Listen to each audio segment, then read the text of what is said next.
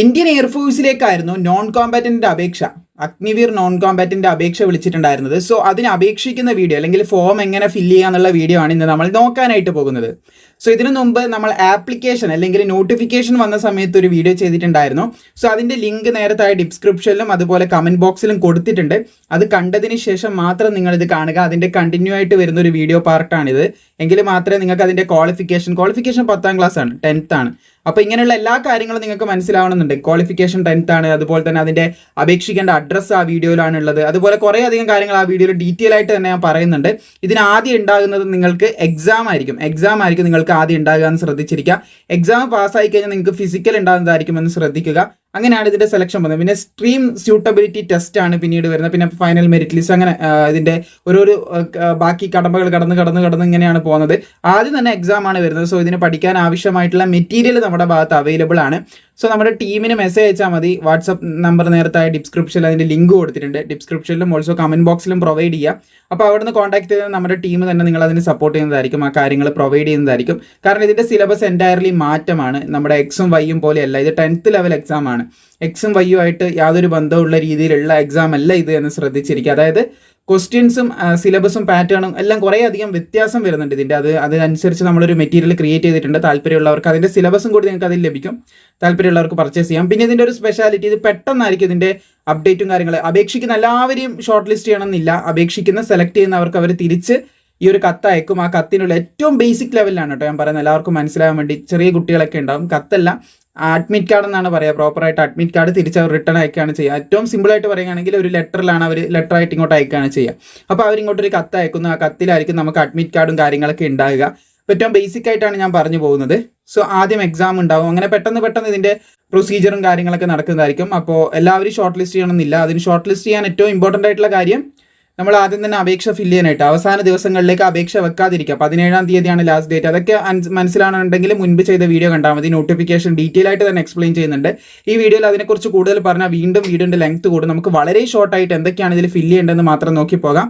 അപ്പോൾ പഠിക്കാനുള്ള study material നമ്മുടെ ടീമിൻ്റെ അടുത്ത് നിങ്ങൾക്ക് ലഭ്യമാകും. വാങ്ങിയവരാണെങ്കിൽ ഇനി വാങ്ങണമെന്നില്ല. വാങ്ങാത്തവർക്ക് തീർച്ചയായിട്ടും അവിടെ നിന്ന് എന്ത് ചെയ്യാം, പർച്ചേസ് ചെയ്യാം. അതുപോലെ പെട്ടെന്നാണ് ഇതിൻ്റെ അപേക്ഷ സെലക്ഷൻ പ്രോസസ്സ് നടക്കുക എന്നുള്ളതും ഞാൻ പറഞ്ഞു. പിന്നെ വേക്കൻസി വലിയ രീതിയിലുള്ള വേക്കൻസി ഒന്നും നമുക്ക് എക്സ്പെക്ട് ചെയ്യേണ്ട. ഒരു 10-20 വേക്കൻസി കൂടിപ്പോയാൽ ഉണ്ടാകും എന്നുള്ള കാര്യം കൂടി ശ്രദ്ധിക്കുക. എന്നാലും ഇതിന് മറ്റുള്ള അപേക്ഷാ ഫീസോ കാര്യങ്ങളൊന്നും വരുന്നില്ല. തീർച്ചയായിട്ടും താല്പര്യമുള്ള യോഗ്യതയുള്ളവർ അപേക്ഷിക്കുക. അഗ്നിവീർ ആണ്, 4 വർഷത്തേക്കുള്ള സെലക്ഷൻ ആണ്. പിന്നെ 4 വർഷം സെലക്ഷൻ കിട്ടുന്നവർക്കുള്ള ബെനിഫിറ്റ് നമുക്കിപ്പോൾ ഓരോന്നായിട്ട് മനസ്സിലായി തുടങ്ങിക്കൊണ്ടിരിക്കുന്നുമുണ്ട്.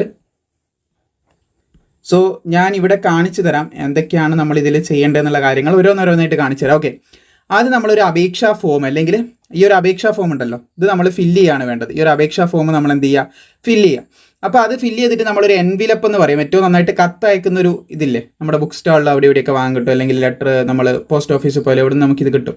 ഈ കത്ത് അയക്കുന്ന ഈ ഒരു എൻവിലപ്പ് അല്ലെങ്കിൽ ഈ ഒരു കവർ നമ്മൾ വാങ്ങുക. കുറച്ച് വലുത് വാങ്ങിയാൽ അത്രയും നല്ലത്. അപ്പോൾ അത് വാങ്ങിയിട്ട് എന്ത് ചെയ്യുക, അതിൻ്റെ ഉള്ളിൽ മറ്റൊരു കവറും കൂടി നമ്മൾ വാങ്ങുക. ഇതേ മോഡലുള്ള മറ്റൊരു കവറും കൂടി നമ്മൾ വാങ്ങുക. അപ്പോൾ ആ കവറിൻ്റെ മുകളിൽ എന്ത് ചെയ്യുക, 2 എന്ന് പറഞ്ഞിട്ട്, അതായത് ഇത് അയക്കുകയാണല്ലോ, 2 എന്ന് പറഞ്ഞിട്ട് നമ്മുടെ അഡ്രസ്സ് തന്നെ കൊടുക്കുക. ഇതിൻ്റെ ഉള്ളിൽ ഇത് ഇടണം കേട്ടോ. വലിയ കവറിൻ്റെ ഉള്ളിൽ ചെറിയ കവർ ഇട്ട് വെക്കുക. എന്നിട്ട് 2 അഡ്രസ്സായിട്ട് നമ്മുടെ അഡ്രസ്സ് കൊടുക്കുക. കാരണം എന്താണെന്ന് വെച്ചാൽ അഡ്മിറ്റ് കാർഡ് നമ്മൾ ഇതിൻ്റെ കൂടെ അയക്കുന്നുണ്ട്. അപ്പോൾ അഡ്മിറ്റ് കാർഡ് അവർ ഫില്ല് ചെയ്തിട്ട് നമ്മുടെ അഡ്രസ്സൊന്നും അവരിങ്ങനെ എഴുതി ചേർത്തിട്ട് ഇങ്ങനെ ഒരു കത്തും ഇതും വാങ്ങിയിട്ട് അയക്കാനൊന്നും അവർ നിൽക്കത്തില്ല. ഇങ്ങനെ അയച്ചു കൊടുത്ത് അവർക്ക് എന്ത് ചെയ്യും, പെട്ടെന്ന് അതിൽ ഇട്ടിട്ട് തിരിച്ച് അപ്രൂവ് ചെയ്ത് പെട്ടെന്ന് തന്നെ അത് എഴുതി അതിലിട്ടിട്ട് സ്റ്റാമ്പ് നമ്മൾ ഒട്ടിക്കണം. ഇവിടെ 10 രൂപേൻ്റെ ഒരു സ്റ്റാമ്പ്, 10ൻ്റെ കിട്ടാൻ ചാൻസ് ഇല്ല. 10ൻ്റെ കിട്ടുകയാണെങ്കിൽ 10ൻ്റെ സ്റ്റാമ്പ്, അല്ലെങ്കിൽ അതിലും വലിയൊരു സ്റ്റാമ്പ് കിട്ടുക.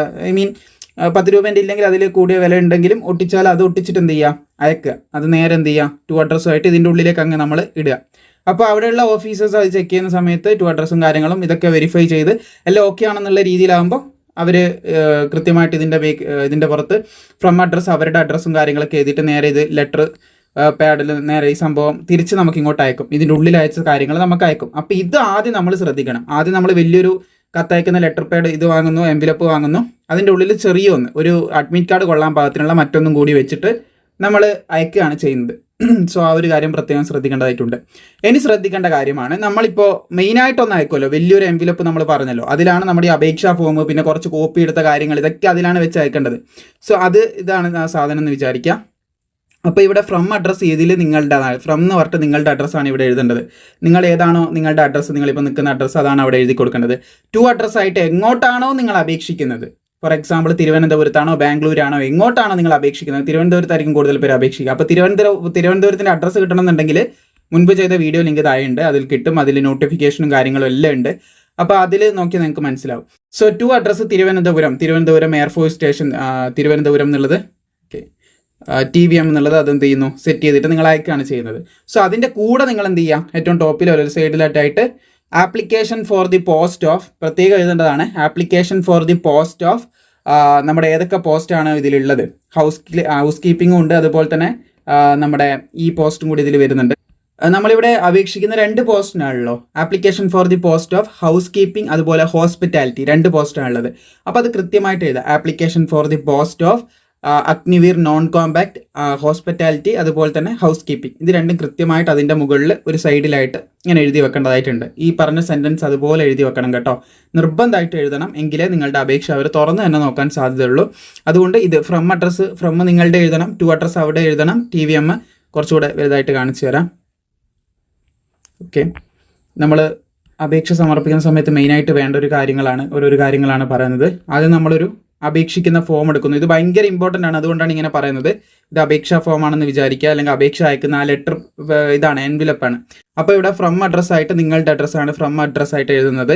നിങ്ങൾ ഏതാണോ, ഇപ്പോൾ നിങ്ങളുടെ അഡ്രസ്സ് ഫോർ എക്സാമ്പിൾ ഏതെങ്കിലും ഒരു വലിയ വീട്ടിൽ ഹൗസ് കോഴിക്കോട് അങ്ങനെ കോഴിക്കോട്, പിന്നെ PO നിയർ ഇതിൻ്റെ അടുത്ത് റെയിൽവേ സ്റ്റേഷൻ എന്നൊക്കെ പറഞ്ഞിട്ട് ഇങ്ങനെ കൊടുത്തെന്ന് വിചാരിക്കുക. അത് നിങ്ങളുടെ അഡ്രസ്സ്, അത് നിങ്ങളിവിടെ കൃത്യമായിട്ട് നിങ്ങളുടെ അഡ്രസ്സ് പ്രോപ്പറായിട്ട് ഇവിടെ നിങ്ങൾ എഴുതി. ടു അഡ്രസ്സായിട്ട് നമ്മൾ പറഞ്ഞതുപോലെ TVMലേക്ക് അയക്കുന്നവരാണെങ്കിൽ TVM അത് കൃത്യമായിട്ട് ഇവിടെ എഴുതുന്നു. അതുപോലെ തന്നെ എന്ത് ചെയ്യുക, application for the post of അത് കൃത്യമായിട്ട് ഇവിടെ എഴുതുന്നു. Application for the post of house keeping and hospitality കൃത്യമായിട്ട് പറയുകയാണെങ്കിൽ application for Agniveer non compact hospitality അതുപോലെ തന്നെ നമ്മുടെ ഹൗസ് കീപ്പിംഗ്, ഈ 2 എണ്ണമാണ് ഉള്ളത്. അല്ലെങ്കിൽ ഷോർട്ടായിട്ട് application for the post of hospitality and housekeeping അത് കൃത്യമായിട്ട് എന്ത് എഴുതണം, അവിടെ എഴുതണം. അഗ്നിവീർ നോൺ കോമ്പാക്ട് എന്ന് എഴുതുന്നുണ്ട്, എഴുതാം, കുഴപ്പമില്ല. ആ രീതിയിൽ എഴുതിയിട്ട് വേണം നിങ്ങൾ അപേക്ഷ സമർപ്പിക്കാനെന്ന് പ്രത്യേകം ശ്രദ്ധിക്കുക. ഇനി നമ്മൾ ആപ്ലിക്കേഷൻ ഫോം ഫില്ല് ചെയ്യുന്ന കാര്യത്തിലേക്ക് വരികയാണ്. ഇത് ഇത്രയും കാര്യം ഇമ്പോർട്ടൻ്റ് ആണ്, ഞാൻ തുടക്കത്തിൽ പറഞ്ഞത്. ആപ്ലിക്കേഷൻ ഫോം ഫില്ല് ചെയ്യുമ്പോൾ ആദ്യം നമ്മൾ ചെയ്യേണ്ട കാര്യമാണ് 6 മാസത്തിൽ കുറയാത്തൊരു ഫോട്ടോ. അത് നമ്മൾ കൃത്യമായിട്ട് നോട്ടിഫിക്കേഷൻ വീഡിയോയിൽ പറയുന്നുണ്ട് എന്തൊക്കെ ഫോട്ടോ, എങ്ങനത്തെ ഫോട്ടോ എന്നൊക്കെ പറയുന്നുണ്ട്. ആ ഫോട്ടോ കൃത്യമായിട്ട് എന്ത് ചെയ്യുക, ഇവിടെ ഒട്ടിക്കണം. ആ ഒട്ടിക്കുന്ന സമയത്ത് നമ്മളൊരു സ്ലൈറ്റ് പിടിക്കണം. സ്ലൈറ്റിൻ്റെ മുകളിലായിട്ട് കൃത്യമായിട്ട് നമ്മുടെ പേര് എഴുതണം. നിങ്ങളുടെ പേര് ഇപ്പോൾ അർജുൻ ആണെങ്കിൽ മുകളിൽ അർജുൻ എഴുതിയിട്ട് ആ ഫോട്ടോ എടുത്തിട്ടുള്ള ഡേറ്റ് താഴെ കൊടുക്കണം. അപ്പോൾ അത് 6 മാസത്തിൻ്റെ മുകളിലാണെങ്കിൽ അതൊക്കെ മതി അവർ ക്യാൻസൽ ചെയ്യാനായിട്ട്. അതൊക്കെ പ്രത്യേകം എന്ത് ചെയ്യുക, ശ്രദ്ധിക്കുക. കാരണം ഇതിൽ ഒരുപാട് അപേക്ഷകൾ വരും. ഓരോരോ മൊമെൻറ്റും നമ്മൾ ശ്രദ്ധിച്ചിട്ട് മാത്രം ഇതിൽ അപേക്ഷ ഫില്ല് ചെയ്യുമ്പോൾ അത്ര വ്യക്തതയോടുകൂടിയും കൃത്യതയോടുകൂടിയും ചെയ്യാനായിട്ട് ട്രൈ ചെയ്യാം. അപ്പോൾ ഈ ഫോട്ടോ ഒട്ടിച്ചതിന് ശേഷം ഇവിടെ നമ്മൾ സ്ലൈറ്റ് പിടിച്ചിരിക്കുകയാണ്. ഇവിടെ നമ്മുടെ ഫേസ് വരികയാണെന്ന് വിചാരിക്കുക. ഇവിടെ ഫേസ് വരികയാണ്, ഇവിടെ ഫോട്ടോ ഒട്ടിച്ചിട്ട് ആ ഡേറ്റും കാര്യങ്ങളും പറയാം. അപ്പോൾ നമ്മൾ എന്ത് ചെയ്യുന്നു, ഇവിടെ സിഗ്നേച്ചർ ഇടണം. സിഗ്നേച്ചർ ഇടുമ്പോൾ അർജുൻ എന്നാണല്ലോ പേര്, ഓക്കെ, അർജുൻ എന്നുള്ള സിഗ്നേച്ചർ നമ്മൾ ഇവിടെ ഇടുകയാണ്. അർജുൻ എന്നുള്ള സിഗ്നേച്ചർ ഇട്ടു. ഇത് സ്ലൈറ്റിലുള്ള ആ ഒരു പേരിനെയോ ഡേറ്റിനെയോ ഡിസ്റ്റർബ് ചെയ്തിട്ടില്ല. പിന്നെ ഇവിടെ കാണുന്ന ഈ ഒരു ഫേസ്, ആ ഒരു ഫേസും കൃത്യമായിട്ട് അവിടെ വേണം. അപ്പോൾ നിങ്ങളുടെ അപേക്ഷയ്ക്ക് കുഴപ്പമുണ്ടാവില്ല. സിഗ്നേച്ചർ ഇടുമ്പോൾ ആ ഒരു കാര്യം നിങ്ങൾ പ്രത്യേകം ശ്രദ്ധിച്ചിരിക്കുക. ഇനി നമ്മൾ അപേക്ഷ ഫില്ല് ചെയ്യുന്ന ഓരോ കാര്യത്തിലേക്ക് കിടക്കുകയാണ്. റോൾ നമ്പർ നിങ്ങൾ എഴുതേണ്ട ആവശ്യമില്ല, അവിടുന്ന് ഓഫീസേഴ്സ് ചെയ്യേണ്ടതാണ്. രജിസ്ട്രേഷൻ നമ്പർ നിങ്ങൾ ചെയ്യേണ്ട. പക്ഷേ ഇവിടെ സ്ട്രീം അപ്ലൈഡ് ഫോർ എന്ന് പറയുന്നുണ്ടല്ലോ, അത് നിങ്ങൾ ഏതാണ് അപ്ലൈ ചെയ്യുന്നത് നിങ്ങൾ തന്നെ എഴുതണം. അതും വലിയ അക്ഷരത്തിൽ എഴുതണം. ഇംഗ്ലീഷിലെ ക്യാപിറ്റൽ ലെറ്റേഴ്സിൽ ഇംഗ്ലീഷിൽ തന്നെ എഴുതണം. അപ്പോൾ ഹൗസ് കീപ്പിംഗ് ആണെങ്കിൽ ഹൗസ് കീപ്പിംഗ് എന്നുള്ളത് കൃത്യമായിട്ട് ഇവിടെ എന്ത് ചെയ്യുക, നിങ്ങൾ എഴുതുക ഹൗസ് കീപ്പിംഗ്. അല്ലെങ്കിൽ മറ്റേ പോസ്റ്റ് ആണെങ്കിൽ അത് കൃത്യമായിട്ട് എഴുതുക. ഹൗസ് കീപ്പിംഗ് ആണോ അല്ലെങ്കിൽ ഏത് പോസ്റ്റാണോ നിങ്ങൾ അപ്ലൈ ചെയ്യുന്നത്, 2 പോസ്റ്റാണല്ലോ, ആ പോസ്റ്റ് കൃത്യമായിട്ട് നിങ്ങൾ ഇവിടെ എഴുതേണ്ടതായിട്ടുണ്ട്. ഒന്നിനെ അപ്ലൈ ചെയ്യാൻ പറ്റത്തുള്ളൂ എന്ന് ശ്രദ്ധിക്കുക. 2നും എഴുതാൻ പറ്റില്ല, ഒറ്റയൊരു പോസ്റ്റ് അപ്ലൈ ചെയ്യാൻ പറ്റത്തുള്ളൂ. പിന്നെ നിങ്ങളുടെ പേര് SSLC ബുക്കിൽ എന്താണുള്ളത് കൃത്യമായിട്ട് എഴുതുക. ആധാർ നമ്പർ അത് കൃത്യമായിട്ട് ആധാർ നോക്കി എഴുതുക. അതുപോലെ തന്നെ candidate should enter Aadhaar number, അത് ഓക്കെ, മറ്റൊരു ഇതിലാണ്. ആധാർ നമ്പർ നമ്മളിവിടെ എഴുതുക. അതുപോലെ തന്നെ പ്രത്യേകം പിന്നെ നമ്മൾ ചെയ്യേണ്ട കാര്യമാണ് ഫാദറിൻ്റെ നെയിം, 10ാം ക്ലാസ്സിലുള്ളതുപോലെ ഫാദറിൻ്റെ ജോലി എന്താണെന്നുള്ളത് അതിന് ശേഷമുള്ള ഇത് എഴുതുക. മദറിൻ്റെ നെയിം ഇവിടെ എഴുതുക. പിന്നെ ഡേറ്റ് ഓഫ് ബർത്ത് എന്ന് പറയുന്നത് നിങ്ങളുടെ ഡേറ്റ് ഓഫ് ബർത്ത് ആണ് വേണ്ടതെന്ന് ശ്രദ്ധിച്ചിരിക്കുക. പിന്നെ attach copy 10th certificate proof, date of ബർത്തിൻ്റെ പ്രൂഫായിട്ട് 10ാം ക്ലാസ്സിൻ്റെ കോപ്പി എടുത്ത് നമ്മൾ വെക്കേണ്ടതായിട്ടുണ്ട്. നാഷണൽ ഏജ് കൃത്യമായിട്ട് ഇവിടെ എഴുതുക. ഡേറ്റ് ഓഫ് ബർത്ത് ഇപ്പം 9/4/2000 അങ്ങനെ ഒരു ഡേറ്റ് ഉണ്ടല്ലോ, ആ ഡേറ്റ് കൃത്യമായിട്ട് എന്ത് ചെയ്താൽ ഇവിടെ എഴുതുക. പിന്നെ ഏജ് ഇപ്പോൾ നിലവിൽ എത്രയാണ്, ഇയേഴ്സ് ആൻഡ് മന്ത്, എത്ര ഇയേഴ്സായി എത്ര മന്തായി എന്നുള്ളത് എഴുതുക. അതായത് ഇപ്പോൾ നിങ്ങൾക്ക് January 1 നിങ്ങളുടെ ബർത്ത്ഡേ എങ്കിൽ January 1 നിങ്ങൾക്ക് എന്ത് ചെയ്യാം, ഇപ്പോൾ ഏകദേശം ഒരു 21 വയസ്സായി, 21 വയസ്സും 6 മാസവും, അതായത് ജൂലൈ ആകുമ്പോഴേക്ക് 6 മാസം കഴിഞ്ഞു. ആ ഒരു ലെവലിൽ 21 മാസവും 6 മന്തും കഴിഞ്ഞു. 21 years and 6 മന്ത് ആ രീതിയിൽ എഴുതുക.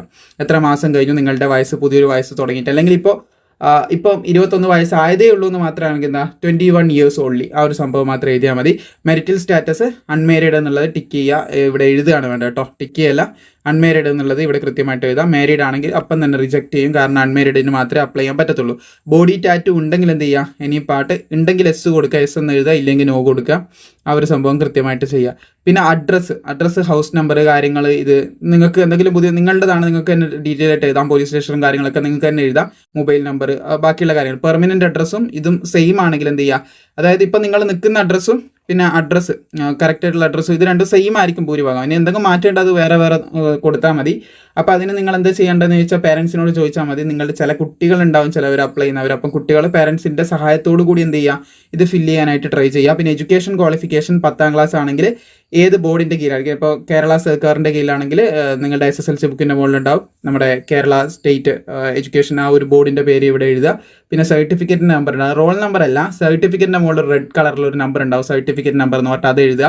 +2 ഉണ്ടെങ്കിൽ +2 ഏതാണ്, കേരള സർക്കാരിൻ്റെ കീഴിലാണോ, അല്ലെങ്കിൽ സെൻട്രൽ ഗവൺമെൻറ്റിൻ്റെ കീഴിലാണോ, അല്ലെങ്കിൽ വേറെ ഏതെങ്കിലും CBSE അങ്ങനെ എന്തെങ്കിലും ആണോ, അത് കൃത്യമായിട്ട് എന്ത് ചെയ്ത് ഇവിടെ എഴുതുക. എന്നിട്ട് അതിൻ്റെ ഇതും കൂടി എഴുതുക, അതായത് സർട്ടിഫിക്കേഷൻ നമ്പർ അല്ലെ സർട്ടിഫിക്കറ്റ് നമ്പർ കൃത്യമായിട്ട് എഴുതുക. എന്നിട്ട് ലാംഗ്വേജ്, നിങ്ങൾക്ക് എഴുതാനും വായിക്കാനും പറ്റുന്ന 2 ലാംഗ്വേജ്, ഇംഗ്ലീഷും മലയാളം ആയിരിക്കും കോമൺ ആയിട്ട് കൂടുതൽ പേർക്ക് ഉണ്ടാവുക. അല്ലെങ്കിൽ ഇംഗ്ലീഷ് ഹിന്ദി ഉള്ളവരുണ്ടാവും, ഇംഗ്ലീഷ് തമിഴ്, മലയാളം തമിഴ്, മലയാളം ഇംഗ്ലീഷ്, മലയാളം ഹിന്ദി, അങ്ങനെ പലതും ഉള്ളവരുണ്ടാവും. അത് കൃത്യമായിട്ട് എന്ത് എഴുതാനും വായിക്കാനും പറ്റണം കേട്ടോ. ആ ലാംഗ്വേജുകൾ ഏതാണെന്ന് ചോദിക്കുന്നുണ്ട്. പിന്നെ ഏതെങ്കിലും ജോലി ഇതിന് മുമ്പ് ചെയ്തിട്ടുണ്ടെങ്കിൽ അത് എഴുതുക. ഇപ്പം ഏതെങ്കിലും ജോലി ചെയ്യുന്നുണ്ട് അത് എഴുതുക. ഇനി ഒന്നും ചെയ്യുന്നില്ല NIL എന്ന് എഴുതിയാൽ മതി, NIL, അല്ലെങ്കിൽ ഒന്ന് NA എന്ന് കൊടുത്താലും മതി. ഒന്നും ഇപ്പം നിലവിലൊന്നും ചെയ്യുന്നില്ല എന്നുള്ളത്.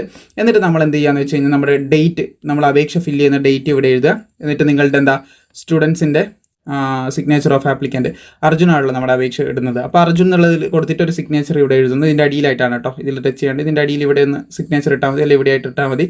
ഈ ഒരു പോർഷനിൽ നമ്മൾ സിഗ്നേച്ചർ കൊടുക്കുന്നു. ഈ ഒരു പോർഷനിലായിട്ട് ഇതിൻ്റെ ഭാഗത്തായിട്ട് നമ്മൾ എന്ത് ചെയ്തു, സിഗ്നേച്ചർ ഇട്ട് കൊടുക്കുന്നു. പിന്നെ ഇതിൻ്റെ കൂടെ നമ്മൾ കൊടുക്കേണ്ട കുറച്ച് ഡോക്യുമെൻറ്റ്സ് ഉണ്ട്, അതും ചെയ്യണം.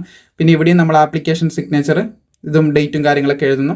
ഇതാണ് മെയിനായിട്ട് സർട്ടിഫൈ ബൈ ആപ്ലിക്കൻ്റ് എന്ന് പറഞ്ഞിട്ട് നമ്മൾ ഇതിൽ കൊടുത്തിട്ടുള്ള കാര്യങ്ങളൊക്കെ ട്രൂത്താണ്, കാര്യങ്ങളാണ്. അപ്പോൾ ഇവിടെ ഒപ്പിട്ട് കൊടുക്കാൻ വേണ്ടത്. പിന്നെയാണ് ഇമ്പോർട്ടൻ്റ് ആയിട്ടുള്ള കാര്യം, നമ്മൾ ഇതിൽ കൊടുക്കേണ്ട കാര്യങ്ങളാണ്. ഒന്നാമതായിട്ട് വേണ്ടത് 10ാം ക്ലാസ്സിൻ്റെ മാർക്ക് ഷീറ്റ് നമ്മൾ ഇതിൻ്റെ കൂടെ അയക്കണം. അത് കൊടുത്തിട്ടുണ്ടോ ചോദിക്കേണ്ടത്, S ടിക്ക് ചെയ്യേണ്ടതായിട്ടുണ്ട് എന്ന് ശ്രദ്ധിച്ചിരിക്കുക.